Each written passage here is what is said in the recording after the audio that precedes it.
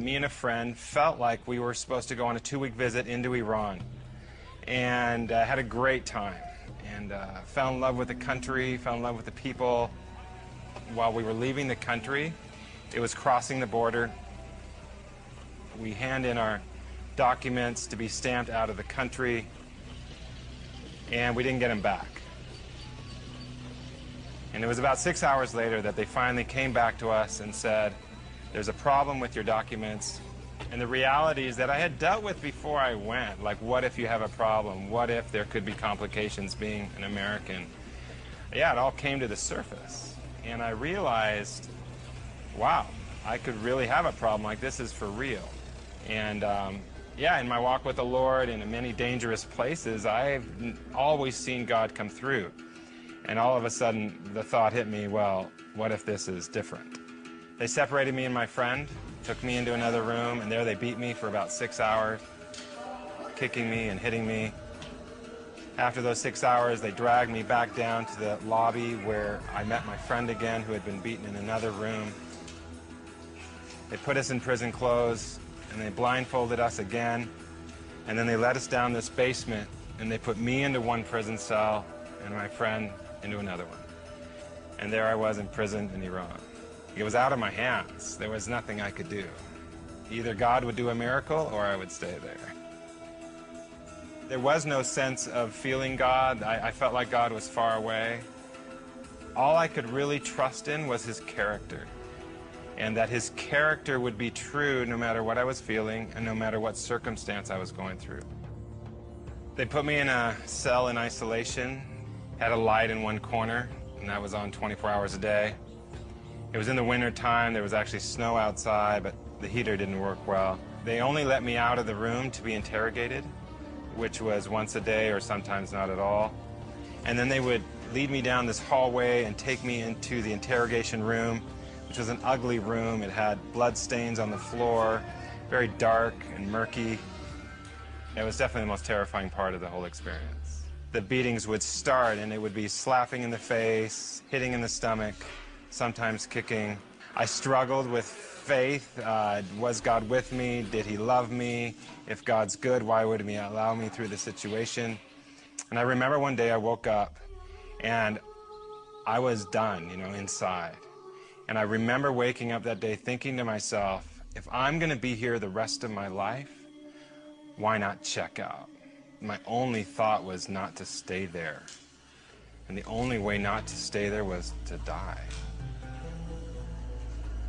I stuck my head in the sink, I filled it up, and tied one end to a bracket, put it over my head, and then hopefully would tie the other end tight, thinking that, with my head in the water, in a few minutes I'd be gone. 4 times I tried to kill myself, but every time I tried, I was too scared to tie the other end. And I'll never forget the last time. Again I tried, again I was like, come on, do it, and again I just couldn't do it. I couldn't tie it tight. And I remember at that moment jerking my head out of the water. And if I was ever aware of my brokenness, I was aware of it at that moment. And I remember falling down on the ground, and I was broken. And if I was ever aware of my shame, I was aware of my shame at that moment. And I remember lying down on the ground. In that moment, all of a sudden the room fills with this glorious light. And I turn around to see what's going on, and there is Jesus. And He's standing in front of me with this big grin and smile on His face. And it was at that lowest point that He met me. And He looks at me, and He stretches out His hands, and He puts them underneath me like this. And in the vision, as I see Jesus, He looks at me and says this. He says, Dan, I love you, and I promise to carry you through this time. And from that day until this day, I've never had those thoughts again. And that's who Jesus is. He meets us at our lowest, and He can rescue us from the depths of us, and He wants to give us life in the midst of the pain of life. And He meets us, and He loves us, and He wants to rescue us no matter what we're going through. God began to challenge me with His love for our enemies. And He said this, He's like, Dan, ask me what I think about this man.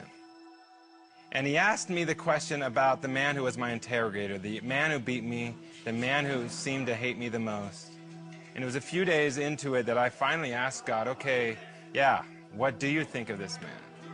And at that moment, yeah, my heart opened up and I began to see God's love for this man. How he loved him from the beginning, how he made him, how he loved his family. And I'll never forget the last day I saw him. I remember on this day thinking, oh my gosh, what's he going to do today? And at that moment, I remember looking at him and I said this.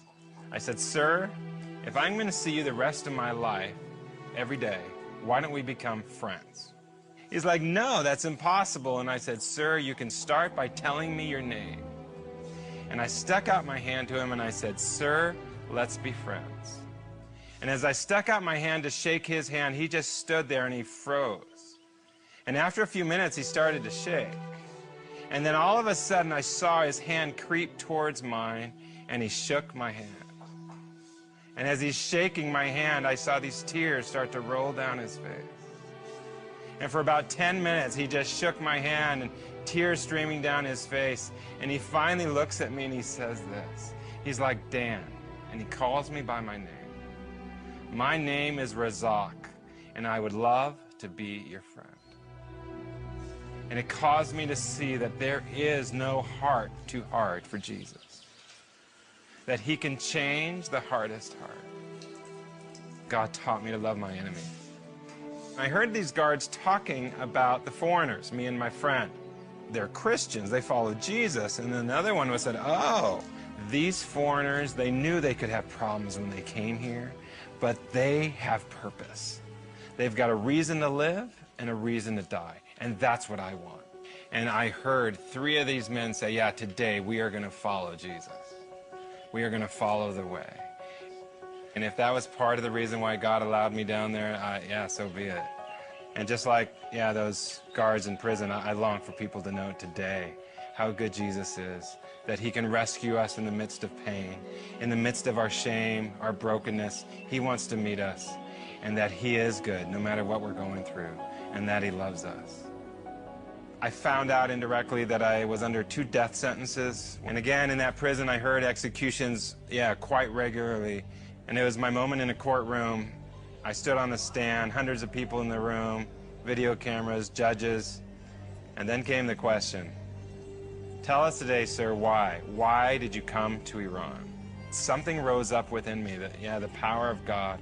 And I remember looking at the judge and saying this, I came to Iran to tell you about Jesus Christ. And when I said that, I'm like, oh, what did I say? And all of a sudden, I said it again. And then I said it again. And then something started to grow in my heart. And for about 20 minutes, I just preached the gospel. And I told everyone in that courtroom, and I told everyone who could hear me, all about who Jesus is, all about how much he loved them. All of a sudden, I realized something. I am free. I am free. So what if they kill me? My life is bought by the blood of Jesus. My home is in heaven, and no one can take that away. And I realized that in the midst of death itself, God gave me the grace to stand up and speak the truth. And in doing so, it brought freedom in my heart, knowing that this life isn't it. There is more, and I'm going home one day, and no one can take that away.